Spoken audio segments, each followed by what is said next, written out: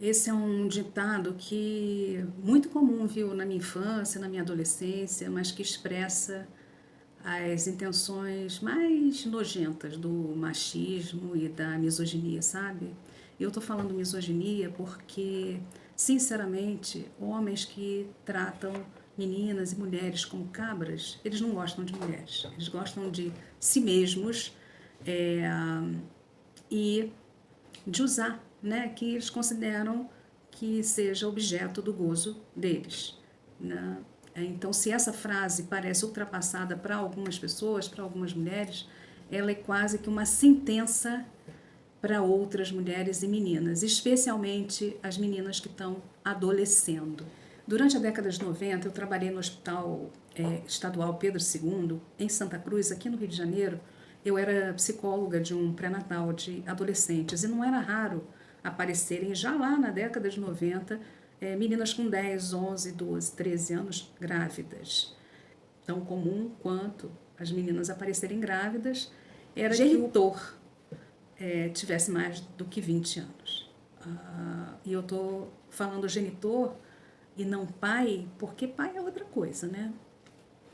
Pai exige uma função que é atrelada à lei, que é atrelada ao não. O não que dá limite à nossa vida, né? Então, não dá para dizer que é pai, porque nada mais fora da lei do que transar com meninas, né? Com meninas menores de idade.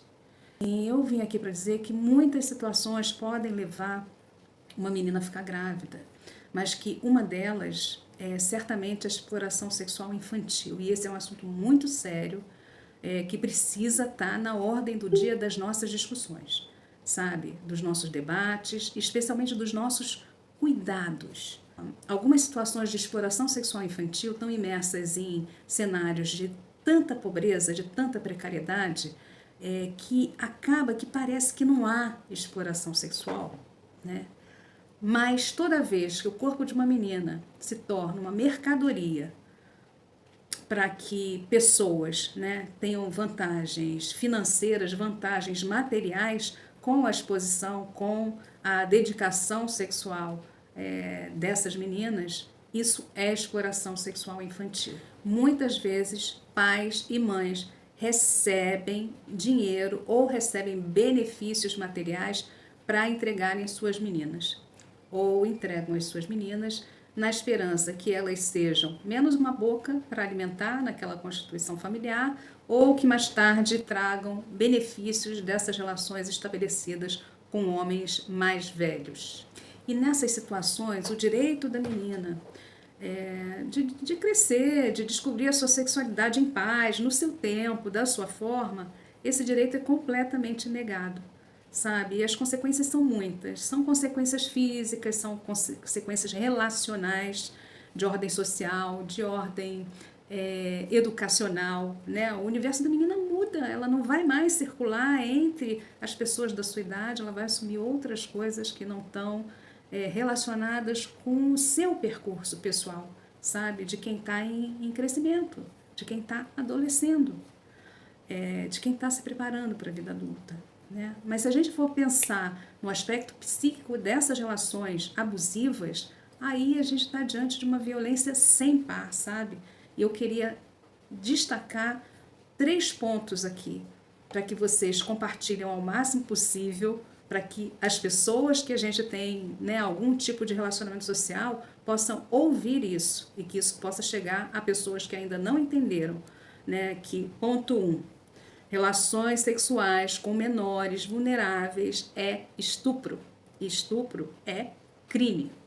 Isso não deveria ser questionável nem negociável em nenhuma circunstância, sabe?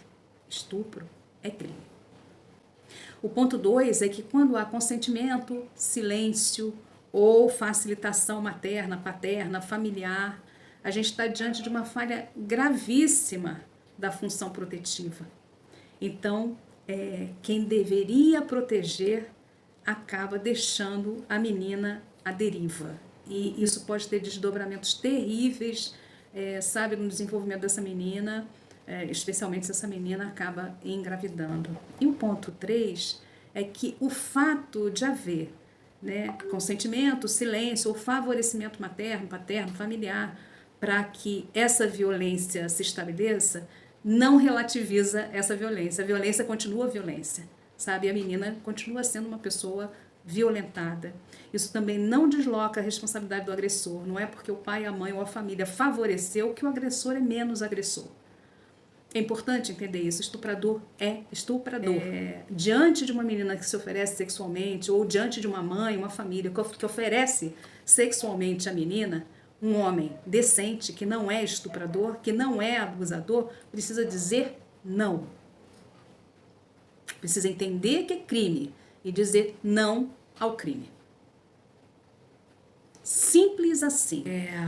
Por outro lado, né, analisando a relação da menina com essa mãe, com essa família, no caso desse estupro, que é um estupro permitido, que é um estupro que não é impedido pela mãe, é importante que a gente tenha conhecimento de que há um processo em que pode acontecer uma devastação psíquica muito importante, sabe? E nessa situação, o que acaba acontecendo é que a criança acaba perdendo a confiança nas outras pessoas, claro. Ela confunde o que é amor e o que é violência, né? Para ela, amor e violência podem ser a mesma coisa. Ela acaba identificando a si mesma como um objeto descartável e com o sentimento claro de que ela não vale nada, né? A gente viu aí nas redes sociais a menina que eu estou falando do caso de Minas Gerais, dizendo que o seu abusador levava ela no shopping e comprava cesta básica para a família, enfim. Ela confunde, né? Isso que é da ordem da violência, que é da ordem da exploração sexual, inclusive. Então, eu queria dizer assim para vocês, bom, primeiro, se você sofreu algum tipo de abuso na sua infância, e isso ainda reverbera nas suas relações amorosas, sexuais, afetivas, não fica em silêncio não, procura ajuda, há tratamento para isso, né? Se você é uma adolescente, está me escutando, procura ajuda, procura o conselho tutelar, né? E procura um profissional de saúde, a unidade básica de saúde, procura ajuda terapêutica. Se você é mãe ou pai de crianças, preste atenção nas meninas e meninos, porque o abuso sexual e o estupro são muito mais comuns do que a gente imagina, e dizem as pesquisas científicas que normalmente são praticados por pessoas próximas às crianças, né, da família, inclusive. E no mais, eu espero sinceramente, do fundo do meu coração, que essa decisão dos magistrados aí de Minas Gerais se reverta o mais rápido possível, porque essa não é uma formação atípica de família, isso é um abuso sexual. Isso é crime e a gente precisa contar com a lei para viver em sociedade. É isso.